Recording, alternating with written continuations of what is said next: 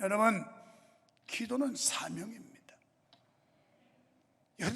기도는 명령이에요.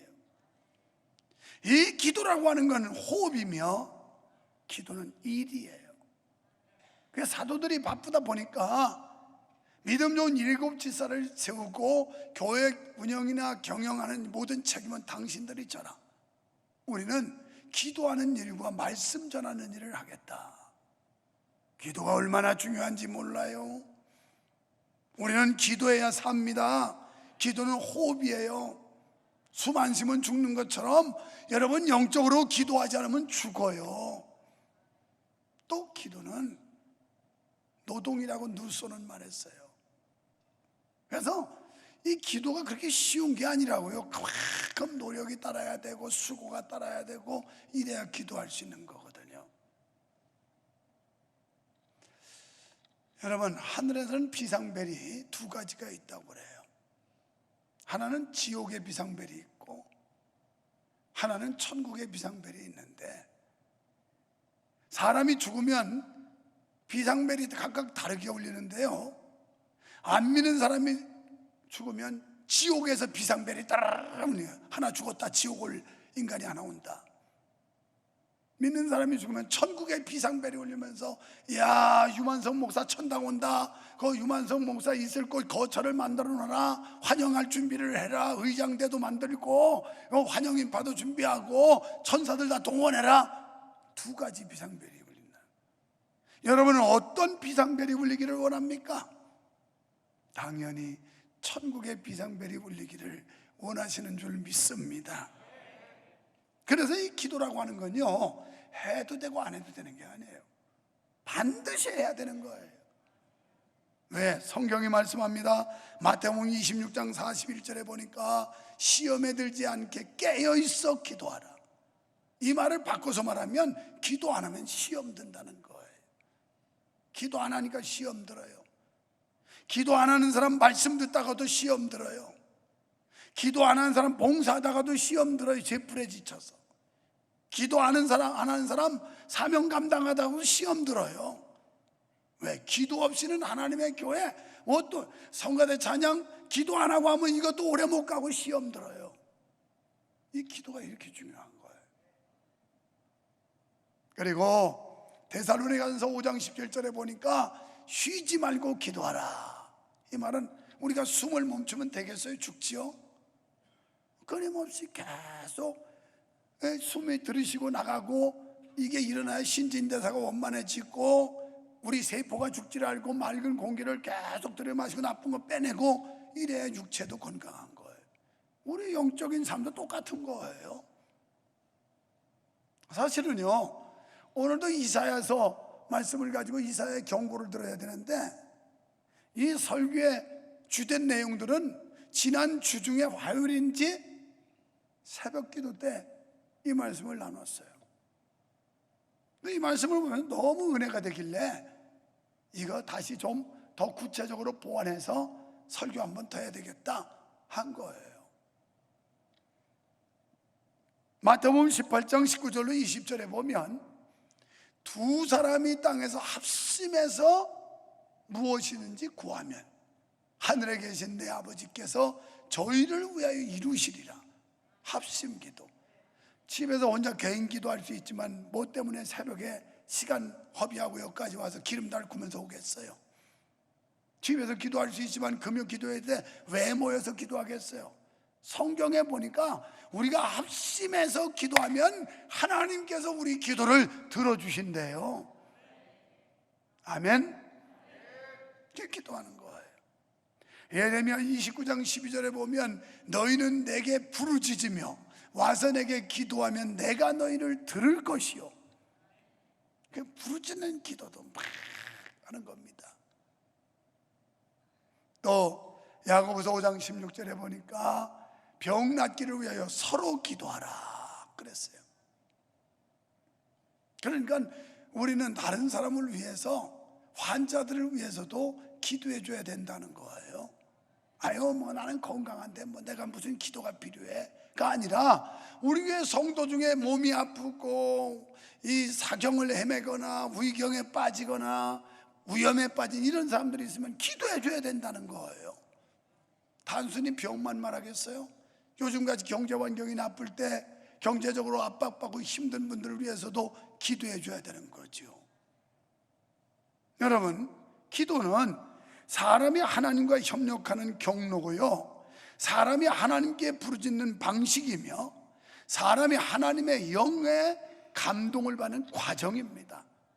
그러니까 우리가 기도해야 하나님이 역사하고, 또 기도할 때 하나님의 영에 감동을 받아요. 감동과 감화.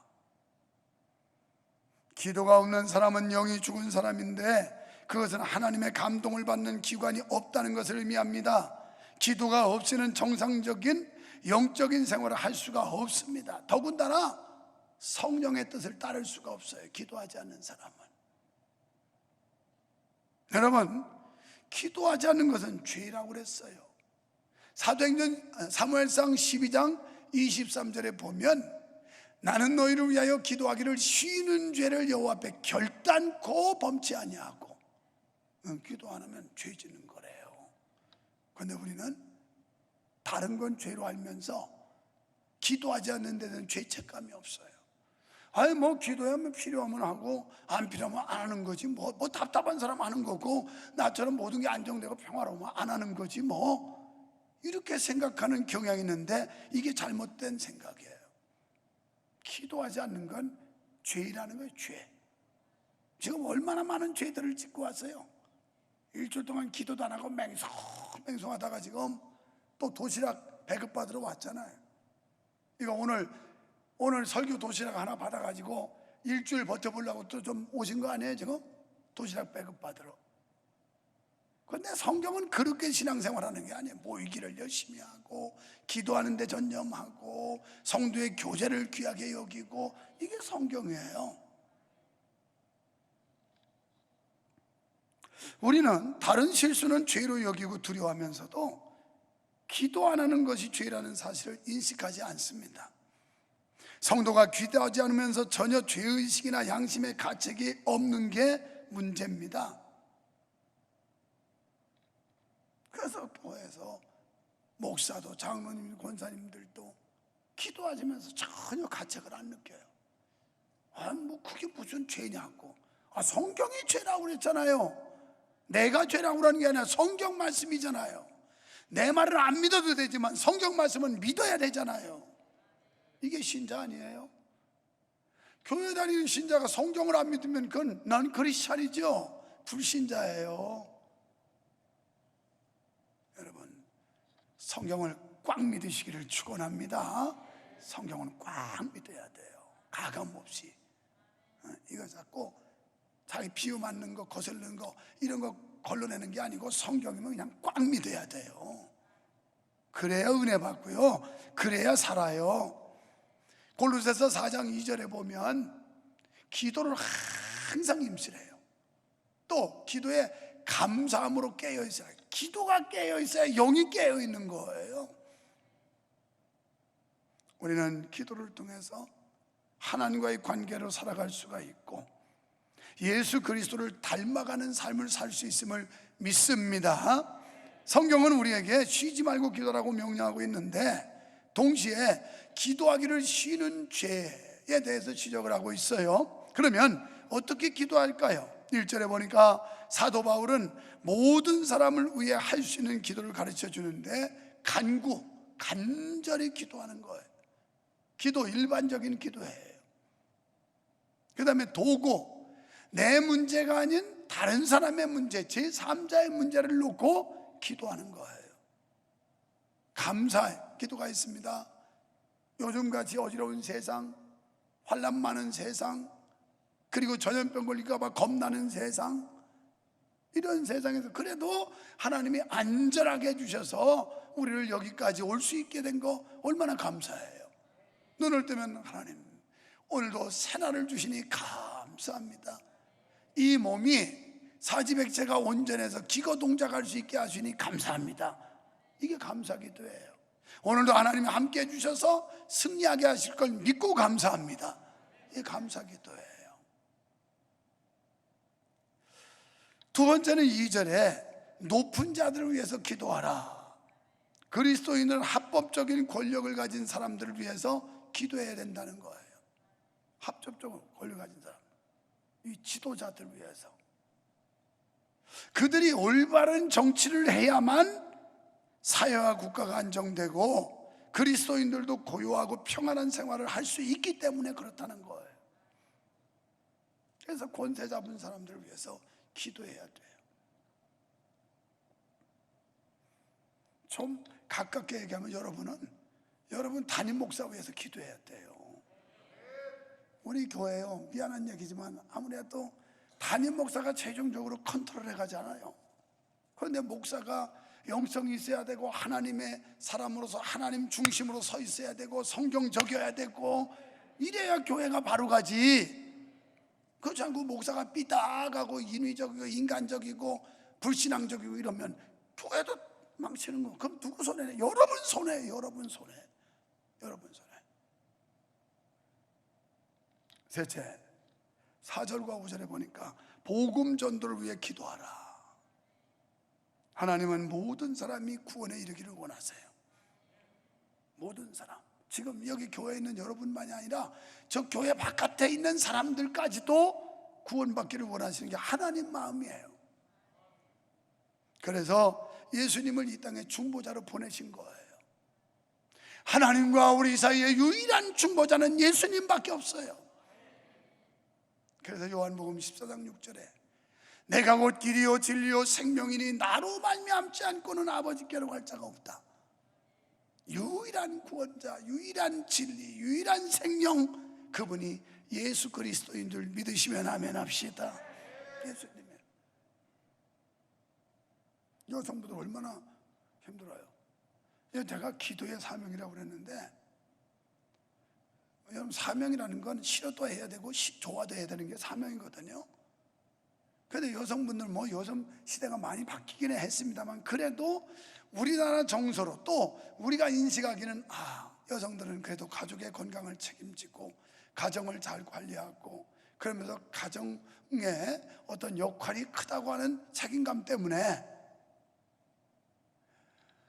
남편들은 일어나지도 않았는데 여성들은 일찍부터 일어나가지고 그러고서 가족들을 위해서 건강식을 준비하고 고민을 하면서 어떻게 하면 우리 남편 자녀들에게 몸에 유익한 거 건강한 걸 만들어 줄까. 이거 메뉴판 짜느라고 막 내가 지날 정도로 막 왔다 갔다 하고. 그런데 이게 사명이라고 생각하니까 기쁨으로 하는 거예요. 사명. 우리들이요 사명이라고 생각하면 즐거움으로 할 수 있지만 이게 그냥 노역이라고 생각하면 지겨운 거예요. 지겨운 거야.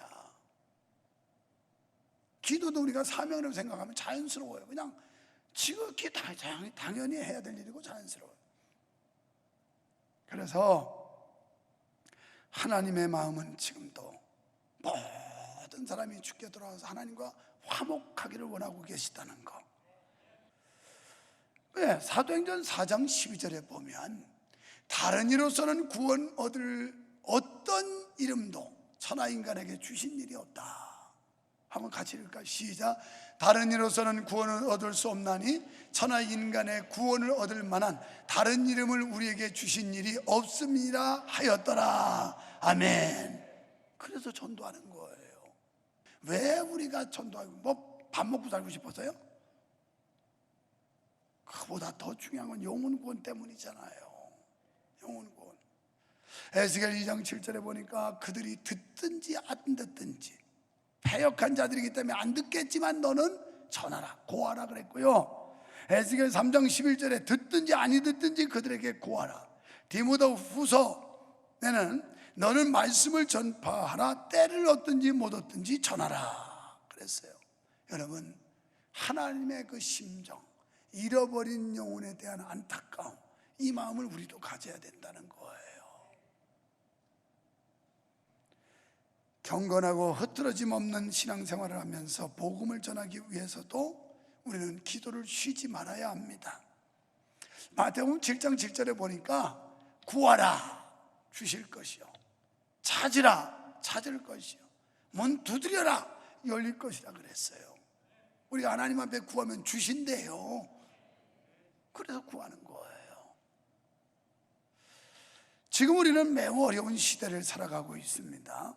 정치적 혼란, 경제적 혼란, 교육의 혼란, 신앙적 혼란 등, 이게 바로 마가복음 4장 34절에 말씀하고 있는 광풍이에요. 한 번은 예수님 제자들이 예수님과 함께 배를 타고 건너편 마을로 전도하러 가기 위해서 이동을 해요. 그런데 갑자기 광풍이 일어났어요. 광풍이라 하면 이게 갑자기 생긴 돌풍을 말하거든요. 그냥 뭐 단어대로 해석하면 미친 바람이에요. 느닷없이 갑자기 생겨가지고 확 돌아서 배가 뒤집어지는 이런 거죠, 돌풍. 그래서 광풍이 생겨요. 제자들이 막 안간힘을 썼어요. 살아보려고 막 노를 젓고 중심을 잡아보고 도저히 안 되겠으니까 고물에서 배 뒤편인데 거기서 주무시는 예수님을 막 깨워요. 선생님 우리 죽게 됐다고요 지금. 그래서 예수님을 깨웠더니 예수님이 일어나서 말씀하세요. 바람과 바다를 꾸짖으신 즉 잠잠해졌더라. 이게 마가복음 4장 34절 이후의 말씀이에요. 지금 우리가 막 이 회오리 속에서 정치, 경제, 무슨 교육, 문화, 그 다음에 종교, 사상 막 정신이 없습니다. 이 광풍이 부는 것처럼 이때 할 일은 하나님 앞에 기도하는 거예요. 하나님이 우리의 삶의 현장에 개입해 주시기를 간구하면, 하나님이 말씀하시기만 하면, 하나님이 명령만 하시면 자연까지도 순종한다는 사실을 믿으시기 바랍니다. 그래서 예수님이 우리 삶에 개입만 하시면 모든 문제는 즉시 해결돼요. 네 번째는 회개의 기도를 해야 됩니다. 이런 글을 보았습니다. 이것도 새벽 시간에 제가 소개했던 글이에요. 만일 어떤 사람이 불의를 저지르고 있는데 불의를 저지르고 있는 사람이 기도한다고 그 기도를 하나님이 들으시겠는가? 전도에 대해 무관심한 사람이 교회 부흥을 기도한다고 응답이 있겠는가? 그럴 수 없다. 11조 생활하지 않고 물질의 축복을 위해 기도한다고 응답이 될까? 본인이 희생하지 않고 교회 부흥을 위해 일꾼을 세워달라고 기도한다면 그 기도가 상달되겠는가? 이런 글이었어요. 그러니까 내가 먼저 해야 된다는 거예요. 내가 먼저. 여러분, 우리 교회 잘 되기를 원하시면 아멘 합시다. 그러려면 내가 먼저 해야 돼요. 네가 먼저가 아니고 우리가 솔선수범해야 된다는 거예요. 그걸 성경은 말씀하고 있죠. 그리고요, 이사야 59장 1절로 2절에 보면 이런 말씀이에요. 여호와의 손이 짧아 구원치 못하심도 아니요, 여호와가 귀가 둔해서 우리 소리를 듣지 못하심도 아니라 너희 죄악이 너희와 하나님 사이를 내었고 그 죄가 하나님의 얼굴을 가리워서 너희를 듣지 않으시게 했다. 죄 때문이라는 거예요. 기도해도 응답이 안 온다. 기도해도 문제 해결이 안 된다. 죄 때문이라는 거예요. 우리가 죄를 그냥 부둥켜 안고 죄를 그냥 가지고 기도해서는 하나님이 그 예배도 기도도 듣지 않는다는 거예요. 우리의 심령의 죄를 그냥 가득히 채운 채 오늘 예배당에 앉아 있어도 하나님이 그 얼굴을 가려버린다는 거예요. 얼마나 무서운 말씀입니까? 하나님이 우리가 대면해 줘야 되는데 하나님이 외면한다는, 아니 외면은 괜찮고요, 얼굴을 가려버린다는, 보기 싫다는 거죠. 꼴 보기 싫다는 거죠. 사람들도 어떻게 해요? 꼴 보기 싫으면 그냥 외면해 버리잖아요. 안 보잖아요. 우리가 죄를 짓고 회개하자면 하나님도 꼴 보기 싫어서 안 본다는 말씀처럼 이렇게 이해해도 될지 몰라요. 그 얼굴을 가려버리겠다. 아무리 울고불고 떠들어도 하나님이 안 듣겠다. 하나님이 구원의 손을 뻗어서 우리를 건져 올려셔야 하는데 지금 광풍을 만나서 풍랑의 위협 속에 어떻게 보면 빠져서 허우적 하고 푸아 하고 있는데 누군가 와서 구원의 손을 탁 하면서 쫙 건져 올리는 이런 은혜, 이런 역사. 지금 얼마나 힘든 때, 얼마나 혼란한 때, 얼마나 고통스러운데, 이런 때 구원자 되신 하나님께서 구원의 손을 쫙 뻗어가지고 우리의 손을 탁 잡아서 탁 끌어올려주는 이런 은혜, 이런 축복이 우리 교회와 여러분에게 있어지기를 축원합니다. 여러분, 우리는 사도 바울이 기도에 대해서 가르치면서 성도는 자기만이 아니라 다른 사람을 위해서 중보와 도구 기도, 중보 대신 기도하는 거잖아요. 이거 하라는 거예요. 여러분, 아브라함이 자기 조카 롯을 위해서 얼마나 기도했어요. 하나님 앞에 몇 번씩 번복해가면서 하나님께서 자기 아브라함의 조카 롯이 살고 있는 소돔 고모라가 죄악이 관영해서 심판해서 멸망시키겠다고 그래요. 그러니까 아브라함이 막 깜짝 놀래가지고 하나님께 기도하죠. 그래서 하나님께서 조건이 의인 50만 있어도 멸망시키지 않겠다. 그게 없다는 얘기거든요. 아유 하나님 죄송해요. 45명을 오케이 45명 돼. 아유 하나님 죄송한데요. 40명은요. 그래 40명만 있어도 내가 멸망시키지 않을게. 아유 하나님 정말 죄송한데요. 35명이요. 35명 좋아.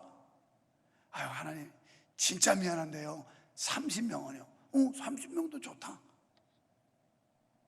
이래서 깎여 내려가다가 하나님 정말 죄송한데 딱 한 번만이 10명은요 10명도 좋아. 근데 10명이 없어 소돔 고모라 멸망하지만 아브라함의 그 간절한 축복 기도가 결국 조카 롯의 가정을 구출시켜요. 이렇게 혼란하고 어려운 시대 우리가 가정을 위해 기도하고 교회 위해 기도해야 되고 나라 위해 기도해야 되고 성도 위해 기도해야 될 때인 줄 믿습니다. 여러분 누가복음 23장 28절에 보면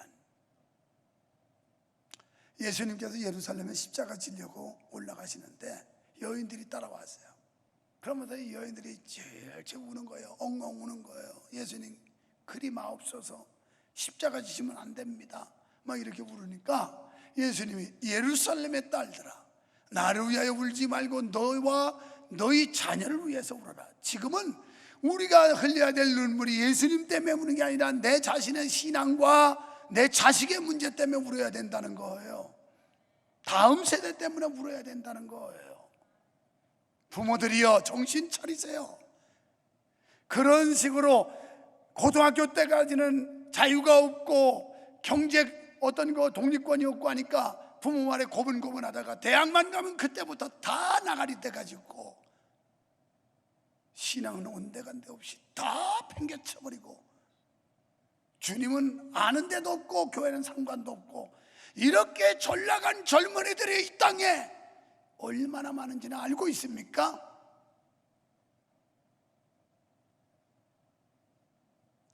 이렇게 심각한 시대를 살아가면서도 이걸 느끼지 못한다는 게 우리가 큰 문제옵시다. 지금 이렇게 심각한 위험 속에 노출된 세대가 우리의 자녀, 손자, 우리의 자식, 다음 세대들이란 말이에요. 오죽하면 예수님께서 너희들이 나 위해서 울지 말아라. 너와 내 신앙과 너희 자녀를 위해서 울어라. 사랑하는 부모들이요, 사랑하는 할머니, 할아버지들이요, 내 자식 다 커서 시집장가 끝낸 게 아니라 여러분의 손주 새끼들 있지 않습니까? 사랑하는 부모들이요, 여러분의 자식이 대학 나와서 이제 출가할 꿈을 기다린다면 손주 낳지 않겠습니까? 지금 이 사회적 현상과 분위기가 이게 현실이란 말이에요. 하나님 앞에 기도해야 돼요. 자녀를 위해서 우는 부모가 되기를 주님의 이름으로 축원합니다.